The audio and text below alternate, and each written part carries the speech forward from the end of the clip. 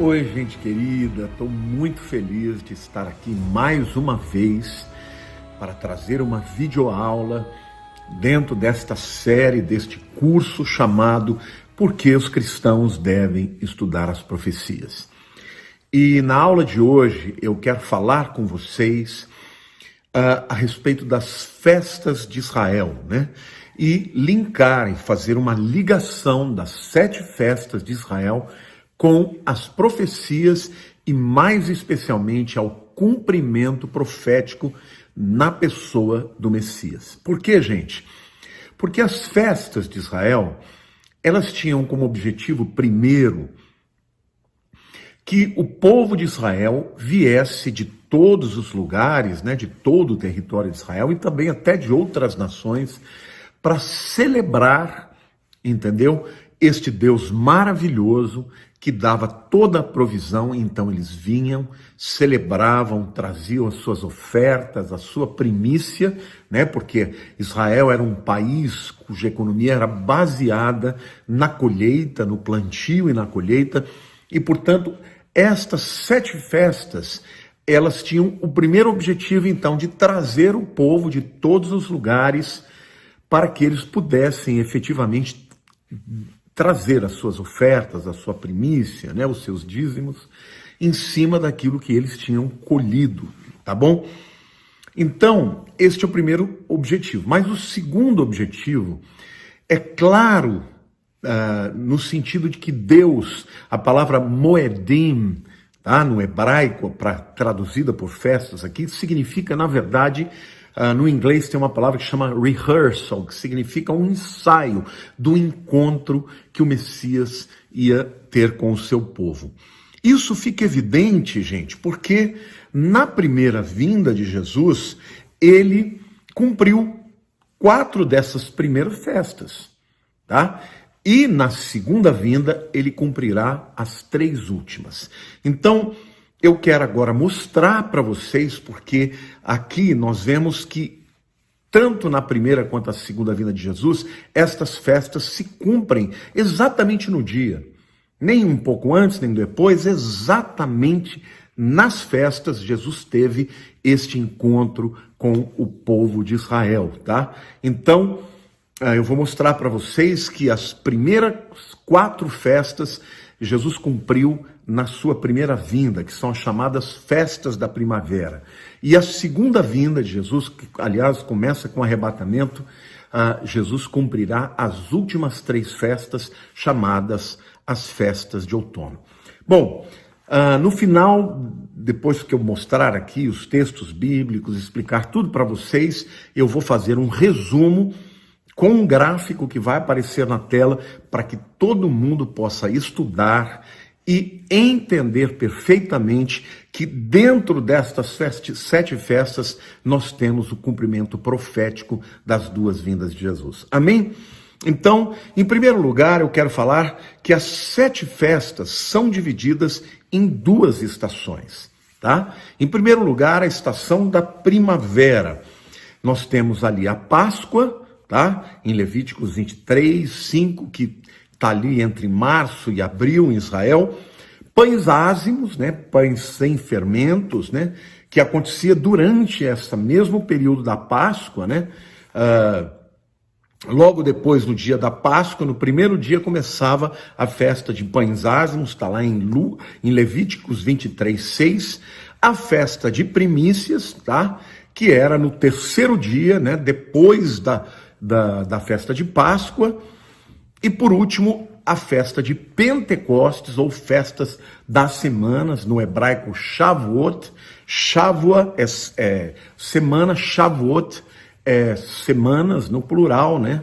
E a festa das semanas é também chamada de festa de Pentecostes, porque ela acontece depois de 7 semanas, no dia seguinte, né, no 50º dia, por isso Pentecostes, né, os 50 dias no grego, né?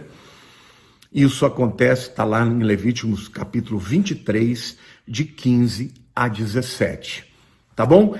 Estas 4 festas aconteciam na época da primavera, tá? Na estação da primavera. Pentecostes, na verdade, já é no finzinho da primavera e já é o início do verão em Israel. Mas a gente coloca aí ainda dentro deste período da festa de primavera. A segunda, vamos dizer assim, o segundo grupo de festas acontecia no outono. Por quê? Porque em Israel você tem dois grandes períodos de colheita. Você tem os períodos tanto na primavera quanto o período do outono, tá bom? Então, a primeira das festas de outono acontece lá na festa de trombetas. A festa de trombetas hoje é conhecido pelo povo de Israel de Rosh Hashanah. Rosh é cabeça, né? Hashanah, cabeça do ano. É a festa do ano novo, que acontece entre setembro e outubro. A festa de trombetas, também chamado do ano novo judeu, então a gente vai explicar depois, mas dá o início neste período das colheitas que são feitas ali no período, né, do outono, tá? Depois da festa de trombetas vem então o dia da expiação, tá? Que acontece 10 dias após a festa de trombetas, né? A festa de trombetas está lá em Levíticos 23, versículo 24, e o dia da expiação, chamado de Yom Kippur, né? Que é o dia em que o sangue do cordeiro, o sangue dos animais era expiado ali dentro do Santo dos Santos, quando o sumo sacerdote entrava ali, e ali Israel tinha todos os seus pecados perdoados, né? Por aquele ano inteiro eles regozijavam, porque era um tempo de perdão. Está lá em Levíticos capítulo 23, versículo 27. E por último lugar, nós temos a festa de tabernáculos, né? De Sukkot. Sukkah é uma cabana, tá? Sukkot, no plural, significa cabanas. Festa das cabanas ou festa dos tabernáculos, né? Quando os judeus celebravam, né, o tempo em que Deus habitou com eles no meio do deserto, tá bom? Bom, agora, vamos explicar agora, de maneira mais pormenorizada, que a primeira vinda do Senhor cumpre as 4 festas da primavera. Ou seja, esse é o segundo ponto que eu quero aqui enfatizar. A primeira vinda de Jesus, quando ele veio em carne, ele cumpre as 4 festas da primavera, tá?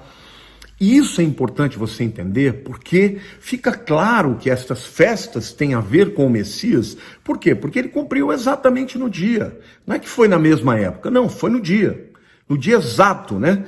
Vamos ver lá, Jesus morreu exatamente no dia de Páscoa. E João Batista teve esta consciência quando ele olhou para Jesus e ele falou para os discípulos dele: olha, eis aí o Cordeiro de Deus que tira o pecado do mundo.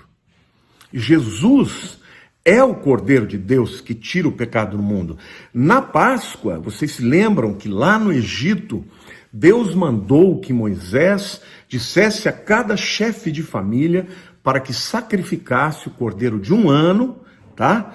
E que com o sangue daquele cordeiro passasse no umbral das portas e o povo ficasse lá dentro celebrando a Páscoa, comendo aquele cordeiro que era morto. Ele devia ser comido por inteiro, né? Pela família. Eles deveriam comer ervas amargas e deveriam sair apressadamente, né? Por quê? Porque naquela noite eles seriam libertos do Egito, e ali eles saíram e foram para o deserto. Depois vocês sabem que Faraó veio e o povo passou pelo meio do Mar Vermelho e os exércitos de Faraó foram, né, submersos ali naquele mar, e o povo de Israel foi liberto. E a festa de Páscoa foi para celebrar esta libertação. Mas aquela festa aponta para a verdadeira libertação, que é Jesus, o Cordeiro de Deus, que tira o pecado do mundo, que nos liberta de Faraó, que é a figura do diabo, e nos dá nova vida, uma nova vida em Cristo. Não é maravilhoso? Então, Jesus morreu, queridos, exatamente no dia da Páscoa. E o interessante é que naquele dia, enquanto Jesus estava celebrando com os seus discípulos, não havia cordeiro ali. porque de maneira clara ele estava querendo dizer que não havia mais necessidade daquele cordeiro animal, porque ele seria o verdadeiro cordeiro que tiraria o pecado do povo, o pecado do mundo, e todo aquele que nele crê seria liberto. E, portanto, a partir daquele momento, Jesus, o cordeiro pascal, cumpriu a festa de Páscoa. Então, a Páscoa aponta para a morte de Jesus. Mas também é muito importante que você entenda, gente, que o povo judeu, nesta semana inteira que eles celebram a Páscoa, eles celebram também com a festa dos pães ázimos. Até na celebração do pai de família, ele esconde, aquele pão sem fermento. Fermento nas escrituras significa pecado.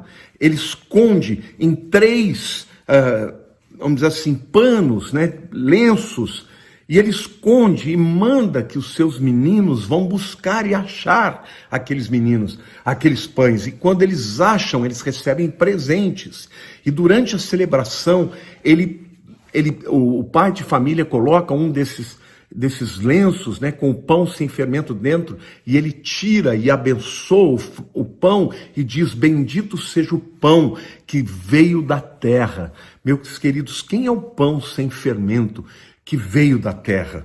É Jesus. O fermento representa pecado.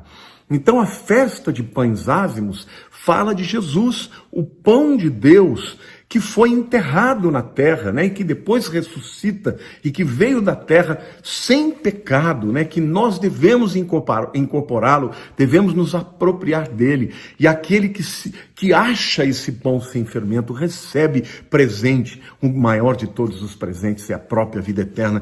Portanto, a festa de pães ázimos celebra o fato de que o pão da vida foi enterrado e permaneceu na terra por 3 dias, mas que ressuscitou, e aquele que se apropria dele tem a vida eterna. O maior dom, o maior presente que nós recebemos de Deus é a vida eterna do seu Filho Jesus, o pão que veio do céu, o pão que saiu da terra. Meus queridos, Jesus morreu e foi enterrado neste período, na festa de pães ázimos, porque ele é o pão de Deus que desceu do céu para que fosse apropriado por nós. É por isso que Jesus certa vez disse para aquela multidão: vocês vieram aqui não por causa de mim, vocês vieram aqui por causa do pão que eu tenho para dar. Mas agora eu quero que vocês saibam que vocês vão ter que comer da minha carne e beber do meu sangue. Ele está falando literalmente, de maneira ali alegórica, dizendo que ele é este pão que deveria ser ingerido e apropriado. Amém, gente? E na festa da Páscoa, eles também comiam esse pão sem fermento, porque o pão que deveria ser apropriado é o seu Filho Jesus, que nunca teve pecado, e por isso ele nos salvou, ele recebeu os nossos pecados e derramou sobre nós a sua justiça. É isso que Romanos 5, versículo 1 chama de justificação. Então, meu querido, quando nós celebramos a nossa fé em Jesus, nós celebramos a sua justificação, porque nós nos apropriamos do pão da vida. Então, a festa dos pães ázimos se cumpre exatamente naqueles dias em que Jesus esteve ali, debaixo da terra, como pão sem pecado, sem fermento, que é apropriado, mas que ressuscita no 3º dia. E no 3º dia, queridos, nós temos a festa de primícias. Literalmente, no dia da festa de primícias, Jesus ressuscita dos mortos. E nós não estamos aqui fazendo nenhum exercício, nenhuma ginástica interpretativa ou ginástica teológica, porque o próprio apóstolo Paulo, lá em 1 Coríntios capítulo 15, versículo 20, ele faz uma ligação direta da ressurreição de Cristo com a festa de primícias, quando ele diz: mas de fato Cristo ressuscitou dentre os mortos, sendo ele as primícias do que dormem. Aqui ele interpreta, aqui ele mostra a revelação teológica, que no dia da ressurreição de Cristo, Cristo é a primícia dos que ressuscitarão, de todos os que morrerão em Cristo ressuscitarão também no dia do arrebatamento, mas Cristo ressuscitou primeiro como primícias, depois nós, o restante da massa, né, ressuscitaremos juntamente com ele. Então, meus queridos, que coisa mais linda! Jesus ressuscita, entendeu? Ressuscita no terceiro dia e cumpre cabalmente a festa de primícias. Bom, sabemos que Jesus, depois que ressuscitou, ele ficou 40 dias aqui na terra juntamente com os discípulos. E depois, no 40º dia, ele é assunto aos céus, tá? Ele é assunto aos céus e lá nos céus, durante 10 dias, ele comanda a vinda do Espírito Santo depois de 10 dias que os discípulos ficam em Jerusalém esperando até que do alto fossem revestidos de poder. Então, na verdade, a festa do Pentecostes, ela é já no final do período, né, da primavera e no começo da festa de outono. No começo da festa do verão. Então, a festa do Pentecostes, na verdade, ela é o cumprimento daquela profecia de que Deus mandaria o seu Espírito. Porque, gente, Pentecostes, eles celebram quando Moisés desceu do monte e deu os 10 mandamentos. A primeira festa de Pentecostes aconteceu quando Moisés desce do monte e ele traz a lei. Mas Deus também profetiza no Velho Testamento que Deus colocaria aquela lei nos corações das pessoas. Não estaria mais inscrita em tábuas de pedra, mas nos corações dos homens. E isso aconteceu com a vinda do Espírito Santo. Então, a festa de Pentecostes, na verdade, ela é uma transição, porque ela celebra o fim do período de Israel. Ainda compreende Israel, porque todos aqueles que estavam lá eram judeus, mas também se refere ao nascimento da igreja e, portanto, ela é uma transição, é o final do período de primavera, do tratamento do Messias com os judeus e inicia ali o período dos gentios. Portanto, a festa de Pentecostes, ela é também um tratamento de Deus para com o povo de Israel, na medida que todos os apóstolos que estavam ali, os 120 que estavam ali, receberam o Espírito Santo, eram judeus, mas inicia ali o período da igreja, a era dos gentios. E a Bíblia diz, queridos, que lá em Romanos capítulo 11, que quando chegar a plenitude dos gentios, ou seja, quando terminar o período de Deus para com os gentios, aí virá então o Senhor no arrebatamento da igreja,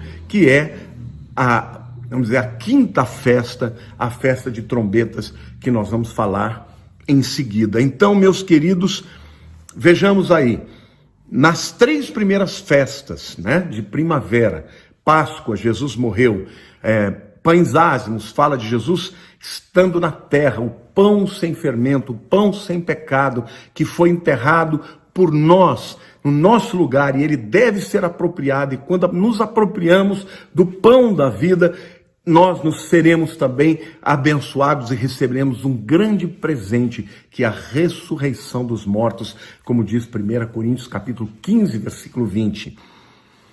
A quarta festa, terminando a primavera e já iniciando o verão, a festa de Pentecostes, é o final deste tratamento de Deus com Israel e o início desse parênteses profético, que é um parêntese que na verdade fala do tratamento de Deus com os gentios, com a igreja, quando chegar a plenitude dos gentios, né? Quando terminar o último gentio se converter antes do arrebatamento, aí virá a quinta festa, chamada de festa de trombetas. E aqui vem o meu terceiro ponto, que é o arrebatamento, dá início às 3 festas de outono.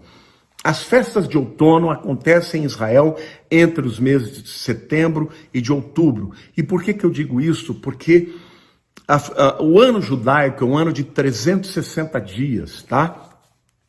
Então, é um ano que varia o período. Como nós sabemos que o ano tem 365 dias e algumas horas, né? Então, na verdade, de vez em quando, a cada 19 anos, o povo de Israel dá uma acomodada no calendário para que as festas aconteçam sempre no mesmo período, tá bom? Mas por isso, cada ano acontece ou em setembro ou em outubro. Então, mas o arrebatamento é a quinta festa e a primeira das festas de outono. Então, qual é a quinta festa, meus queridos? É a festa de trombetas. Era uma festa que era celebrada em 2 dias, porque ela começava com a lua nova. A lua nova é aquele filetinho assim, tá? Que começa a aparecer, e para que não houvesse problema de interpretação, porque vai que acontecesse de num daqueles dias estar nublado. Como que em Israel, em Jerusalém, se celebrava o início da festa de trombetas? As pessoas que estivessem no deserto, quando elas viam no deserto aquele primeiro filete, eles acendiam tochas e tocavam trombetas. E assim as pessoas iam acendendo tochas e tocando trombetas, as pessoas que eram colocadas e postadas a muita distância, ouviam a trombeta, viam o fogo e ia assim avisando até que chegasse em Jerusalém. E aí em Jerusalém se iniciava a chamada festa de trombetas. Hoje esta festa é chamada em Israel de Rosh Hashanah. Rosh é cabeça, Hashanah, a cabeça do ano, é o ano novo judeu. E até hoje esta é uma festa celebrada em 2 dias, tá bom? Então, a gente não sabe exatamente o dia e nem a hora, mas nós sabemos que Jesus virá na festa de trombetas, não para a segunda vinda, mas para o arrebatamento da igreja. Como que a gente sabe sobre isso? O texto mais clássico da palavra a respeito do arrebatamento está lá em 1 Tessalonicenses 4, de 16 e 17, que diz assim: porquanto o Senhor mesmo, dada a sua palavra de ordem, ouvida a voz do arcanjo e ressoada a trombeta de Deus, descerá dos céus, e os mortos em Cristo ressuscitarão primeiro.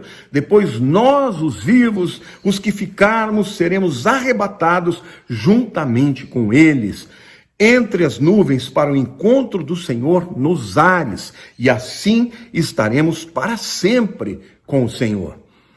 Apocalipse capítulo 4, versículo 1, também fala do arrebatamento da igreja na visão que João tem. Vamos ler lá em Apocalipse capítulo 4, versículo 1, que diz assim: depois dessas coisas, ele está se referindo à era da igreja, tá? Passou o tempo das 7 igrejas, olhei e eis não somente uma porta aberta no céu, como também a primeira voz que ouvi, como de trombeta, a falar comigo, dizendo: sobe para aqui e te mostrarei o que deve acontecer depois dessas coisas. Ou seja, o apóstolo João, ele ouviu a voz do arcanjo como voz de trombeta. A gente não sabe se a gente vai ouvir uma trombeta tocando ou a voz do arcanjo dizendo: sobe aqui. É possível que a gente ouça sobe aqui, mas o timbre da voz dele é como se fosse uma voz de uma trombeta sendo soada, a trombeta de Deus, né? Sobe aqui. E aí então, isto é o arrebatamento da igreja. Notem, meus irmãos, aqui acabou o período da igreja. A palavra igreja, a partir do capítulo 4 do Apocalipse, não aparece mais no livro. Por quê? Porque a igreja, a partir desse momento, está no céu. O que vai acontecer depois, ainda no capítulo 4, nós vemos João arrebatado, ele vê Deus assentado com um livro selado, com 7 selos por dentro e por fora. E ele ouve uma voz e diz: quem é digno de abrir os livros e quebrar os seus selos?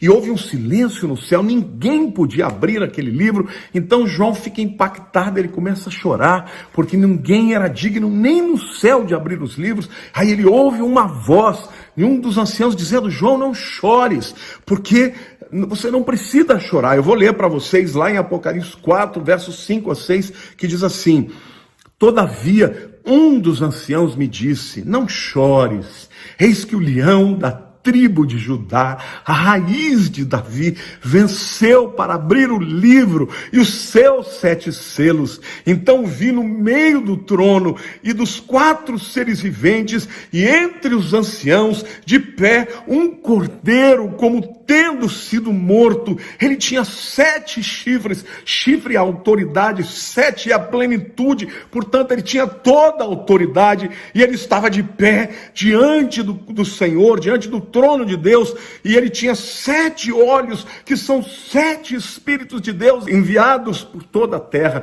Naquele momento, Jesus aparece, a cena dele de pé, como ele é anunciado como cordeiro do leão da tribo de Judá, mas ele aparece como cordeiro que foi morto, ou seja, a visão de Jesus é Jesus ensanguentado, morto pelos nossos pecados, pelos nossos delitos e pecados. Ele é digno, porque não tem pecado na vida dele, meus queridos, e este livro contém os destinos da terra, os destinos de todos aqueles que estão na grande tribulação, os juízos que virão sobre a terra. Cada selo aberto cada selo aberto é um destino. Primeiro, os 4 selos são os 4 cavaleiros do Apocalipse, mas também temos mais 3 selos, e ali é o Cordeiro de Deus, é Jesus, que é digno para revelar os acontecimentos e o juízo, a ira do Cordeiro sobre a terra. Deus é longânimo, meus irmãos. Durante esses 2000 anos, a igreja está pregando, a humanidade tem a oportunidade de invocar o nome de Jesus, de aceitar o sacrifício do Cordeiro, e aqueles que não aceitarem, eles entrarão na grande tribulação, mas a igreja estará nos céus, na presença do Senhor, aleluia. Os versos 7 a 10 do capítulo 4, ainda nos mostra Jesus tomando o livro das mãos de Deus, e diz assim: veio, pois, e tomou o livro da mão direita daquele que estava sentado no trono, e quando tomou o livro, os 4 seres viventes e os 24 anciãos prostraram-se diante do Cordeiro, tendo cada um deles uma harpa e taças de ouro cheias de incenso, que são as orações dos santos, e entoavam um novo cântico, dizendo: digno és de tomar o livro e de lhe abrir-lhe os selos, porque foste morto e com teu sangue compraste para Deus os que procedem de toda tribo, língua, povo e nação, e para o nosso Deus os constituíste reino e sacerdote, e reinarão sobre a terra. E naquele tempo, naquele momento, diante do trono, haverá um grande momento de adoração, todos os arrebatados cantando ao Senhor, aquele que é digno de abrir o livro e quebrar os seus 7 selos, meus queridos. E no capítulo 6, então, começa a abertura de cada um dos selos, e ali começa a grande tribulação. Então, você quer saber quando começa a grande tribulação? Começa no capítulo 6, com a abertura dos 7 selos. O primeiro selo, vem o cavalo branco, que é o anticristo, propagando paz. Ali é literalmente a assinatura do acordo de paz, que dá lá em Daniel capítulo 9, dos versículos 24 a 27, diz que este anticristo, o príncipe do povo que há de vir, esse príncipe que há de vir do povo que destruiu a cidade santa, está falando literalmente, o povo que vai destruir a cidade santa é o Império Romano. Então este príncipe que há de vir, que é o príncipe anticristo, que vai assinar um acordo de paz por uma semana, ou seja, a última semana de anos, que é a grande tribulação, tá? Que tem a ver com o povo de Daniel e com a cidade de Daniel, ou seja, esse príncipe que há de vir, que é do povo que destruiu a cidade e o templo, portanto, do Império Romano. A gente sabe que no ano 70, o general Tito, filho de Vespasiano, ele invade Jerusalém e destrói o templo, a cidade, por conta daquela rebelião que houve dos zelotes contra o Império Romano, e ele vem, destrói o templo, leva todo o ouro derretido, que foi pedra sobre pedra não ficou ali, como Jesus profetizou no início de Mateus capítulo 24. Ali, este príncipe que há de vir, que é o anticristo, ele vem com um discurso de paz. Tá? Então a gente sabe quando começa a grande tribulação, com a assinatura do acordo de paz. Se alguém me perguntar, mas pastor, é imediatamente depois do arrebatamento? Pode haver alguns dias, gente. Não tem que ser exatamente no mesmo tempo. Nós, como igreja, vamos ver toda a movimentação, porque 2 Tessalonicenses, capítulo 2, diz que Jesus não vem sem que primeiro haja apostasia, que já está acontecendo, e a revelação do homem da iniquidade, o filho da perdição. Tá? O que significa revelação ali? Apocalipse, né? Nós vamos ter o véu tirado. Nós vamos entender que ele é o anticristo. O mundo não. O mundo vai achar que ele é o Cristo, que ele é o Salvador, que ele é o Messias. Mas a igreja vai ver. Então, como que nós vamos saber quando ele se revela? Gente, eu creio que a mídia, a televisão, vai começar a mostrar esse acordo de paz. Líderes do mundo inteiro, na ONU, se juntando, líderes políticos, líderes econômicos, líderes religiosos, e a gente vai ouvir que esse acordo é um acordo de Israel com os muçulmanos, com os cristãos, entre muitas nações. Todo o conflito geopolítico vai parecer encontrar ali uma resposta. A gente vai saber que esse acordo de paz será de 7 anos, e, na minha opinião, a igreja é arrebatada um pouquinho antes ou um pouquinho depois, tá? Mas ela não passará pela grande tribulação. Então, na minha opinião, a igreja, ela vai ver esse acordo sendo discutido na televisão, falado, vai ser amplamente falado, o mundo vai se alegrar com isso. Nós vamos ver quem que é o proponente desse acordo, quem é o líder político que está nesse acordo. E a gente vai enxergar até o falso profeta, porque o falso profeta vai ser um grande líder mundial que vai dar apoio para este acordo de paz. Tá? Então a igreja vai ser arrebatada e ali começa a grande tribulação. E aí você vai me dizer, mas pastor, qual é a próxima festa que cumpre então a grande tribulação? A festa do Yom Kippur, meus queridos. A festa do Yom Kippur, para vocês entenderem o que ela significava para Israel, no dia do Yom Kippur, primeiro havia um período de 10 dias chamado de Teshuvá. Teshuvá significa arrependimento. Então era um período de contrição, de arrependimento, de jejum, em que o povo de Israel compreendia e refletia sobre os seus pecados. Mas no dia do Yom Kippur, o sumo sacerdote, ele entrava no Santos dos Santos com uma veste branca. Normalmente os sacerdotes, até o sumo sacerdote, tinha vestes coloridas, né? Mas no dia da expiação, não. Ele entrava com uma veste totalmente branca, com um turbante totalmente branco, simbolizando santidade. Ele se purificava primeiro para que os seus pecados fossem perdoados, e ele entrava com o sangue do sacrifício no Santo dos Santos, e lá na tampa da arca, chamado propiciatório, ele aspergia, 7 vezes, não só na tampa, mas em todo lugar do Santo dos Santos, significando que o perdão de Deus para com Israel estava ali estabelecido. E por um ano inteiro, aquele perdão permanecia. Havia outros sacrifícios que eram feitos diariamente, mas o perdão supremo era garantido por aquele ano inteiro. E no dia da expiação, novamente, no ano seguinte, entrava o sumo sacerdote. Então,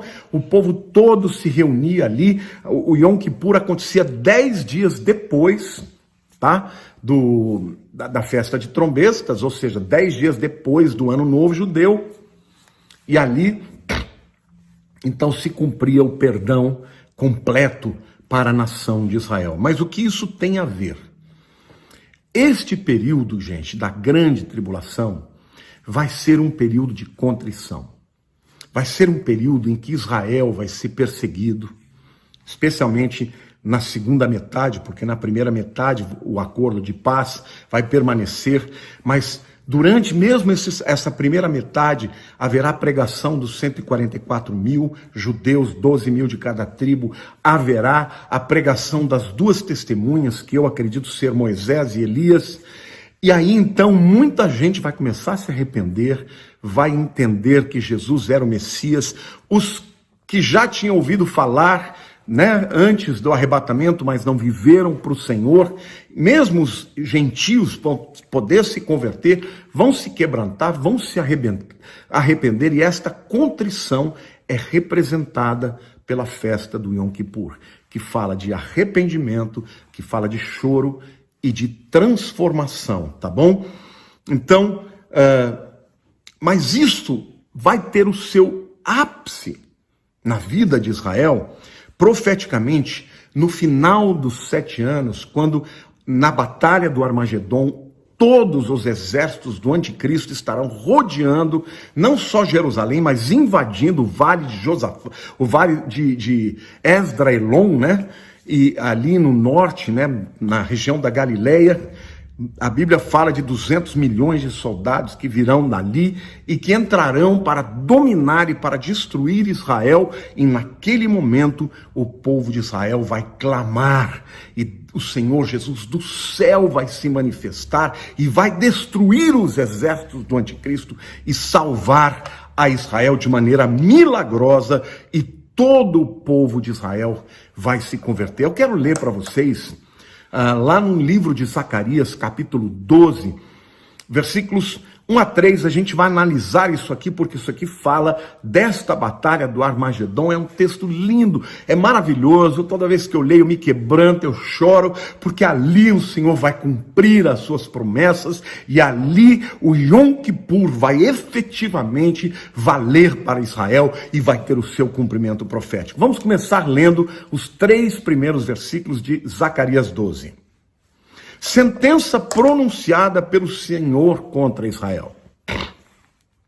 Fala o Senhor, o que estendeu o céu, fundou a terra e formou o espírito do homem dentro dele. Eis que eu farei de Jerusalém um cálice de tontear para todos os povos em redor e também para Judá. Durante o sítio contra Jerusalém, naquele dia farei de Jerusalém uma pedra pesada para todos os povos. Todos os que erguerem se ferirão gravemente, e contra ela se ajuntarão todas as nações da terra. Então aqui fica claro, gente, que não está se referindo, ao cerco de Jerusalém do ano 70, como os preteristas acreditam. Aqui está falando que todas as nações da terra estarão se juntando contra Jerusalém, e que Jerusalém será uma pedra pesada. Quer dizer, as nações da terra vão querer exterminar Jerusalém, dizendo que Jerusalém é a causa de muitos males, e vão invadir. Nós sabemos que eles vão invadir para destruir, para obliterar, para tirar Israel do mapa. E Deus está dizendo que vai ser uma pedra pesada, porque eles vão tentar, mas não vão conseguir. E o Senhor diz, naquele dia farei de Jerusalém uma pedra pesada para todos os povos, e todos os que a erguerem se ferirão gravemente, e contra ela se ajuntarão todas as nações da terra. E o texto continua falando, mas eu quero ler agora os versículos 8 e 9, que é algo que é muito importante vocês entenderem, que isso tem o cumprimento do Yom Kippur. Então, Zacarias 12, 8 e 9 nos fala que o Senhor mesmo protegerá os habitantes de Jerusalém contra as nações que vierem contra ela. Naquele dia, o Senhor protegerá os habitantes de Jerusalém. E o mais fraco dentre eles naquele dia será como Davi. Aleluia! E a casa de Davi será como Deus, como o anjo do Senhor. O anjo do Senhor é Yeshua, é Jesus. Diante deles, naquele dia, procurarei destruir todas as nações que vierem contra Jerusalém. Vocês estão me entendendo, irmãos? Aqui está falando de quando o mundo vai olhar para os céus, vai parecer que Israel vai ser evaporado do mapa, vai ser pisoteado, e de repente nos céus aparece Jesus, Yeshua montado num cavalo branco, escrito na sua perna, Rei dos Reis, Senhor dos Senhores, e a sua veste manchada de sangue. É o sangue, meus irmãos, é o sangue com o qual ele morreu pelos pecados, e ele virá para que todos saibam que ele, Yeshua, é o Mashiach, é o Messias esperado, e o povo judeu naquele dia entenderá que eles creram no Messias errado, e aí eles saberão que o verdadeiro Messias já veio a primeira vez e está vindo agora uma segunda vez. Vejam o que diz os versos 10 e 11 do capítulo 12 de Zacarias 12, 10 e 11. Vejam que vai haver um grande quebrantamento e o perdão dos pecados. É exatamente isso que Yom Kippur se trata: arrependimento, techuvá e o perdão dos pecados. Olha o que diz Zacarias 12, 10 e 11, diz assim: sobre a casa de Davi, está falando do povo de Israel, e sobre os habitantes de Jerusalém, derramarei o Espírito de graça e de súplicas. Olharão para aquele a quem traspassaram. Quem foi traspassado, meus irmãos? Yeshua. E eles vão ver Yeshua nos céus. E a Bíblia diz assim: pranteá-lo-ão, como quem pranteia por um unigênito, e chorarão por ele. Oh, aleluia! Como se chora amargamente pelo primogênito.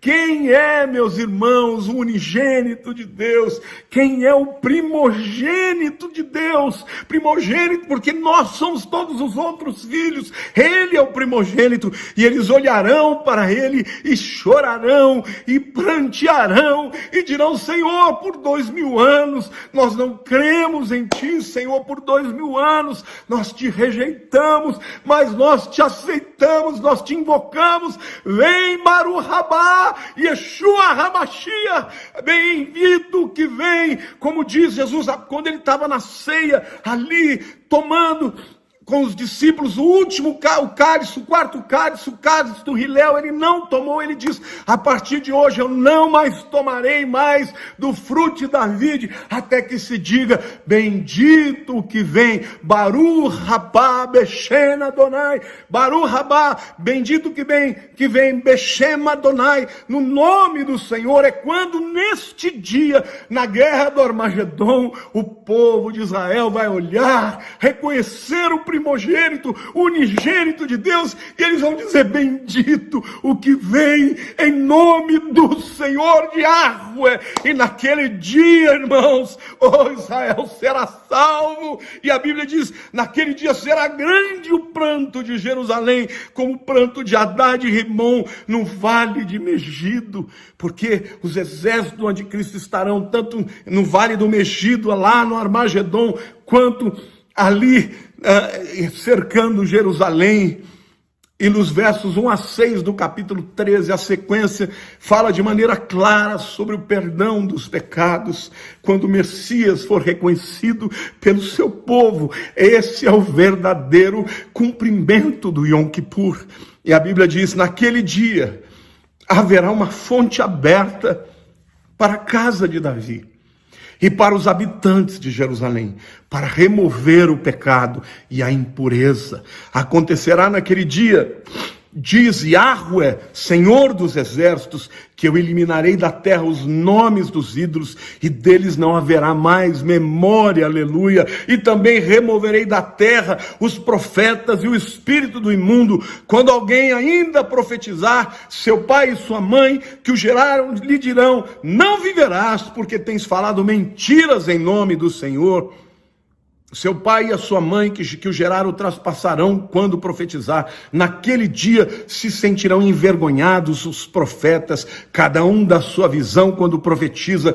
Nem mais se vestirão de manto de pelos para enganarem. Cada um, porém, dirá: não sou profeta, sou lavrador da terra, porque fui comprado desde a minha mocidade. Se alguém lhe disser: que feridas são estas nas tuas mãos? Responderá ele: são as feridas com que fui ferido na casa dos meus amigos. Vocês estão entendendo, meus irmãos? Haverá um grande quebrantamento. Eles reconhecerão que todas essas coisas, esses enganos, essa feitiçaria, né, essas coisas mágicas que os judeus acabaram incorporando na sua fé, que isso tudo não era verdade, e que o verdadeiro Messias, Yeshua, já veio, e ali eles invocarão, e se houver alguém falar, mas o que é isso? Estou vendo uns sinais nas mãos dele. O que são esses sinais, essas feridas nas suas mãos? E Jesus responderá, estas são as feridas com que fui ferido na casa dos meus amigos. E naquele dia, meus queridos, Yeshua, o Messias, defenderá Israel.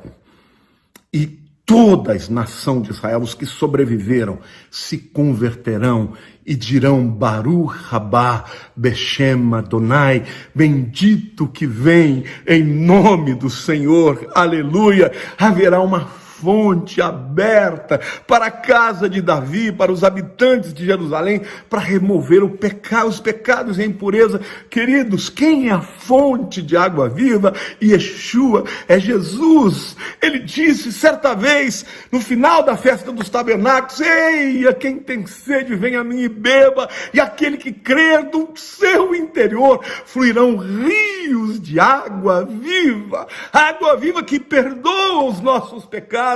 Meu querido, você que ainda tem a chance de abrir o seu coração, de entregar a vida para Jesus, faça, para que esta fonte jorre a partir de agora. Você que é judeu, que me ouve, meu amado, você é povo de Deus, povo escolhido de Deus. Deus ama o povo de Israel, mas aqueles que não crerem no Mashiach Jesus, Yeshua, eles entrarão na grande tribulação, mas se você crer agora, você não passará pela grande tribulação, porque você será arrebatado na festa de trombetas, no Rosh Hashanah. Não sabemos o ano, não sabemos quando, mas sabemos que ele virá nesta época, e ele virá para levar aqueles que creem. Agora, aqueles que não creram, sejam gentios, sejam judeus, passarão por esta grande tribulação. Como diz Apocalipse capítulo 10, porque guardaste a palavra da minha perseverança, falando para a igreja de Filadélfia, que eu creio que é a igreja verdadeira dos nossos dias, eu te guardarei da hora da grande tribulação que há de vir sobre todo mundo, para provar os moradores da terra. Então, meus queridos, a grande tribulação, ela cumpre esta festa, a sexta festa da festa de outono, né? A segunda festa de outono, mas a sexta das sete festas, que é o Yom Kippur, porque é um tempo de arrependimento, de jejum, de quebrantamento, mas é um tempo de perdão e de salvação. Zacarias 13, 7, 8 diz assim: 2/3 do povo judeu morrerá na batalha do Armagedon, mas 1/3 será salvo. E este é o cumprimento final da festa do Yom Kippur. A última das festas, a festa dos tabernáculos. O povo de Israel celebra hoje a chamada festa de Sukkot. Sukkah significa cabana, no singular. Sukkot, plural, festa das cabanas. Por quê? Porque o povo de Israel habitava em cabanas no período do deserto, né? E eles celebram isso. E o tabernáculo significava que Deus habitava com eles, juntamente com eles, no meio deles, né? E Deus estava ali durante o dia, a coluna de nuvem os guardava do sol causticante, à noite a coluna de fogo os conduzia, e era Deus juntamente com eles. Então a festa das cabanas, o tabernáculo, celebra isso, mas aponta profeticamente para o milênio em que Cristo habitará juntamente com o seu povo lá em Jerusalém, governando sobre o mundo. Isso está lá em Apocalipse 20, versículos 1 e 2, que diz assim: então vi descer do céu um anjo, tinha na mão a chave do abismo e uma grande corrente. Ele segurou o dragão e a antiga serpente, que é o diabo, Satanás, e o prendeu por 1000 anos. Então, por 1000 anos, Satanás é preso, Cristo habita na terra para cumprir todas as profecias, para cumprir os pactos que ele fez com Abraão, o pacto que ele fez com Davi, e ali o descendente de Davi se assenta no trono em Jerusalém e cumpre literalmente a profecia e a promessa feita a Davi. Então, meu querido, no final dos 1000 anos, Satanás é solto, ele seduz as nações, Gog e Magog se levantam novamente contra Senhor Jesus, e eles são destruídos. Vem o juízo final, o trono branco, onde todos aqueles que não foram salvos serão julgados, e mais os que sobreviveram ao milênio, tá? Esses serão julgados no trono branco, e depois disso vem os tempos eternos. Portanto, o cumprimento da última das 7 festas é o encontro do Messias Jesus com o seu povo durante os 1000 anos, em que ele governa com justiça e com equidade. Agora eu quero mostrar para vocês, meus queridos, aqui neste gráfico, as 7 festas de Israel, para que vocês entendam cronologicamente tudo isso que eu falei aqui para vocês. Bom, gente, nós temos o período da promessa, que começa com Abraão. A promessa em que Deus faz a Abraão que ele levantaria um trono, né? Que um descendente dele, através desse descendente, Abraão abençoaria todas as nações da terra. Esse descendente é Jesus. Quando Abraão é pai de Isaac, que é pai de Jacó, Esaú, Jacó se torna o pai, o primeiro da nação de Israel. Ele teve o seu nome trocado de Jacó para Israel. Ele tem 12 filhos e ali começa a nação de Israel. Tá? Então, o período de Israel começa com Jacó, porém, somente com Moisés vem o período da lei. E dentro desse período da lei é que nós temos ali a profecia, né, ou o estabelecimento das 7 festas, mas destas festas nós temos 4 festas que estão relacionadas à primeira vinda de Jesus, como eu disse para vocês, aí vocês veem essas flechinhas, né? A primeira festa é a festa de Páscoa, depois pães ázimos, a segunda, a terceira de primícias, e a quarta, a festa de Pentecostes, que vocês veem aí na seta, que já está entrando nesse período chamado período da graça, ou período da igreja, tá? Porque a festa de Pentecostes, ela marca uma transição, o final do tratamento de Deus com Israel e o início do tratamento de Deus com os gentios, o chamado período dos gentios, ou era dos gentios. Então nós estamos aqui, na era da igreja. A era da igreja termina com o arrebatamento da igreja, que coincide exatamente com a 5ª festa, que é a festa de trombetas.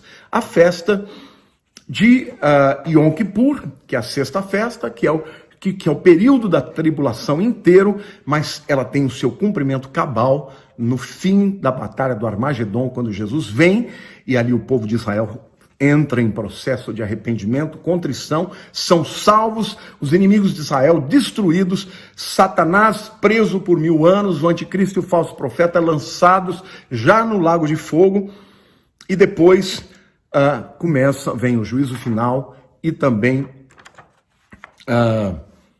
juízo final não, depois que Satanás é lançado no lago de fogo, vem a última festa, que é a festa dos tabernáculos, e aí termina essas 7 festas, que são, na verdade, 7 encontros do Messias com o seu povo, e começa o período dos tempos eternos, precedido, obviamente, pelo juízo final.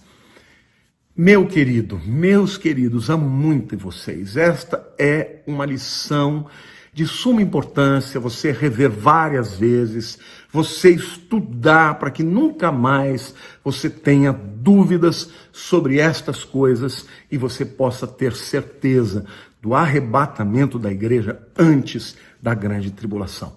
Amém? Que o Senhor te abençoe, amo você. Não se esqueça, eu quero que você comente aqui sobre essa videoaula, as suas dúvidas, os seus comentários, e eu vou captar estes comentários, e na sexta-feira, quando nós fizemos a nossa live, às 11 horas da manhã, aqui no meu canal do YouTube, eu vou responder primeiro estas perguntas e depois eu abro para as demais perguntas de todos aqueles que estiverem ouvindo ao vivo.